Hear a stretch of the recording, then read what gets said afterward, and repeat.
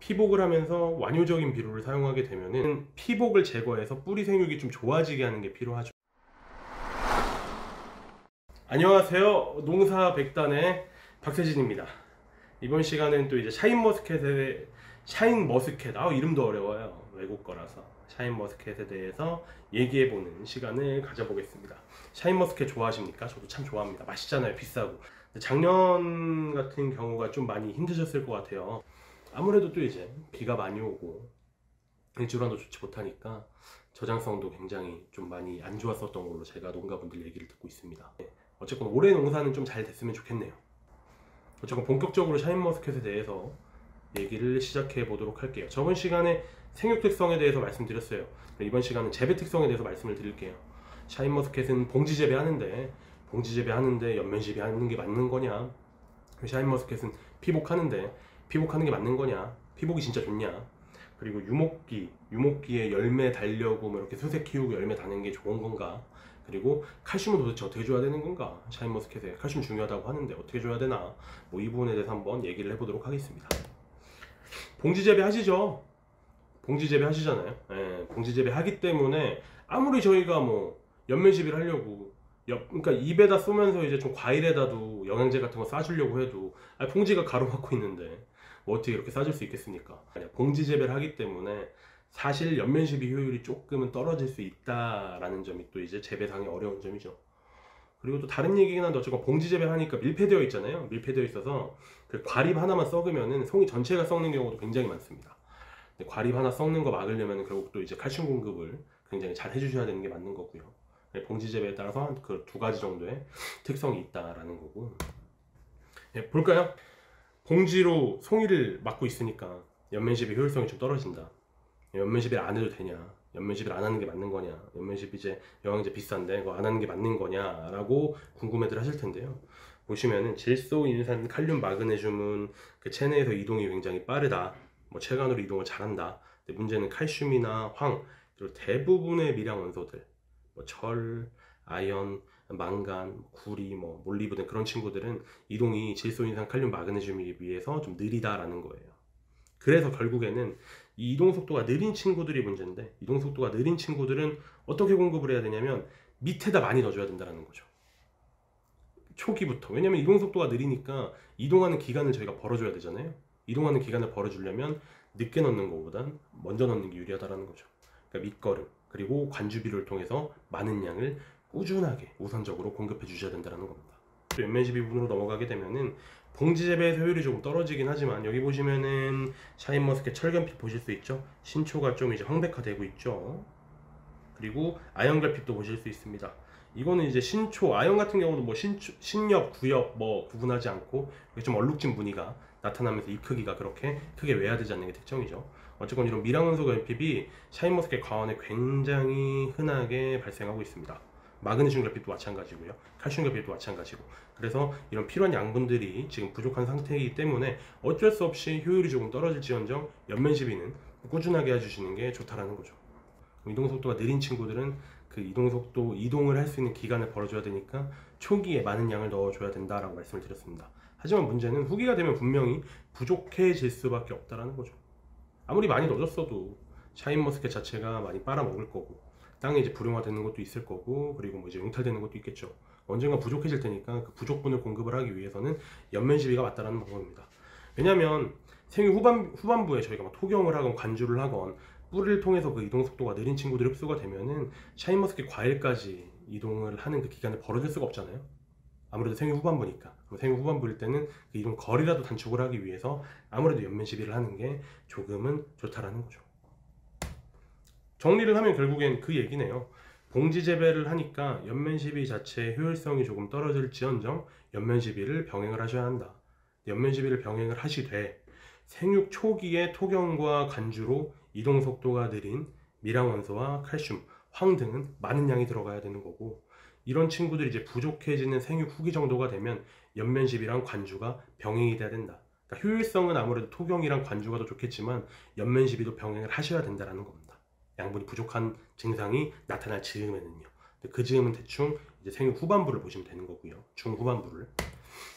이제 피복입니다. 지온 확보를 위해서, 그리고 토양의 수분 확보를 위해서, 그리고 잡초 방제를 위해서 이렇게 멀칭 재배를 실제로 피복 재배를, 비닐 피복 재배를 하시고 있습니다. 근데 문제는 비닐 피복 재배를 하면서 완효적인 비료를 사용하는 경우입니다.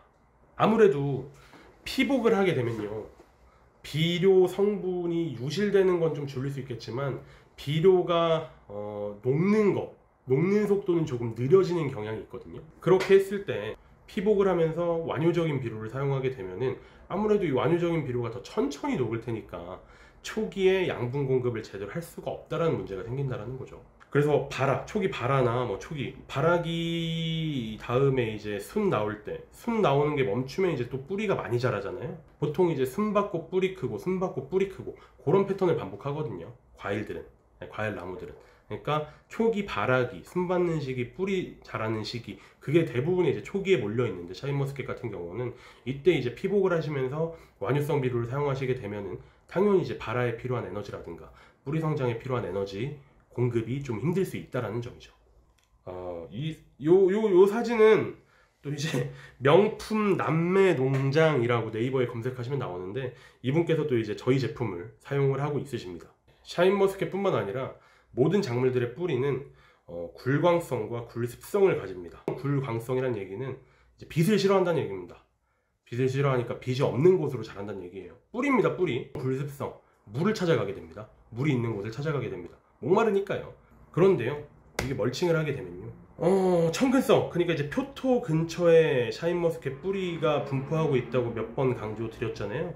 빛과 수분이 전혀 통하지 않게 아주 단단하게 밀봉하면서 피복을 하게 되는 경우는 뿌리가 이제 토양으로 올라오는 현상이 나타난다는 거죠.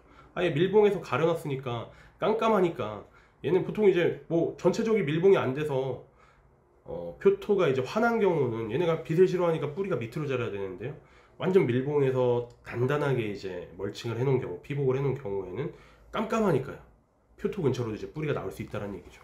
표토 근처로 뿌리가 나오는 건 아무리 저희가 생각해봐도 좋은 건 아니잖아요. 예. 샤인머스켓 자체가 뿌리 발달이 미비한데 그 미비한 뿌리 자체가 아무래도 땅 밖으로 나오게 되면은 땅 속에 있는 것보다 덜 자랄 테니까요. 그래서 수확 이후나 발화기는 피복을 제거해서 뿌리 생육이 좀 좋아지게 하는 게 필요하죠. 이 부분 같은 경우는 그렇게 생각하시면 될 것 같아요.